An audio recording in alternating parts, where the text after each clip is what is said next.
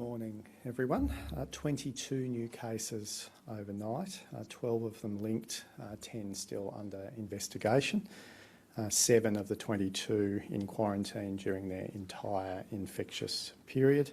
At least 7 infectious in the community, the balance still under investigation. From a hospital front, we have 10 currently hospitalised and 3 in intensive care, all requiring ventilation. On the testing front, 3,710 tests yesterday, so a very high number. We thank everyone for coming forward to get tested. It continues to give us good surveillance on where the virus is in our community. And the news on that is it circulates amongst the unvaccinated very strongly. If you have any symptoms, it is essential that you get tested as soon as possible.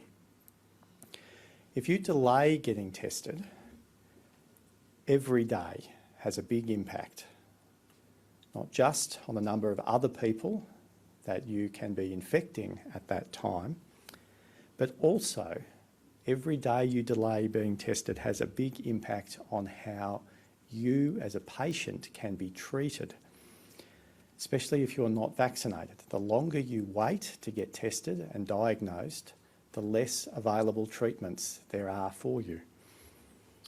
There are some COVID-19 treatments that need to be administered within 5 days of an individual experiencing symptoms in order for them to be fully effective. Therefore, getting tested as soon as you experience symptoms ensures the treatment team has more options for your care. On vaccination, we continue to vaccinate thousands of people each day. We have about 45,000 first doses still to go and 145,000 second doses still to do.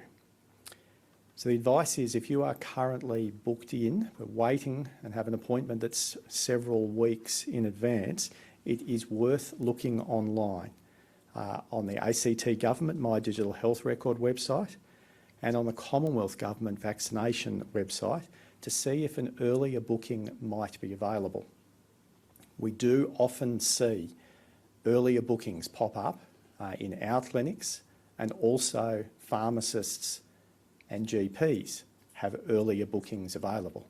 I've seen posts on social media from particular pharmacists in the ACT saying they have 7 or 8 appointments available in the next few hours if people want to come forward.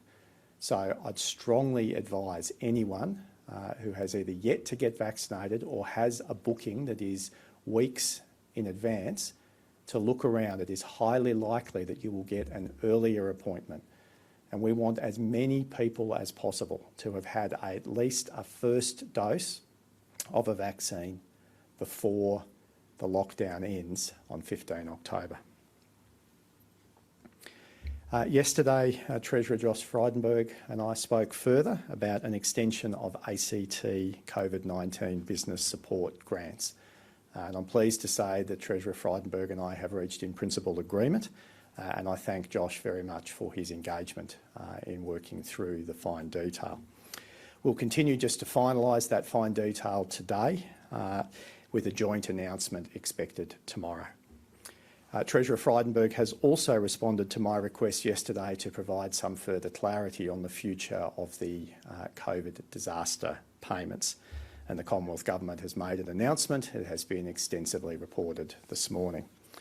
The gradual tapering of the disaster payments aligns with the ACT's pathway forward that I released on Monday.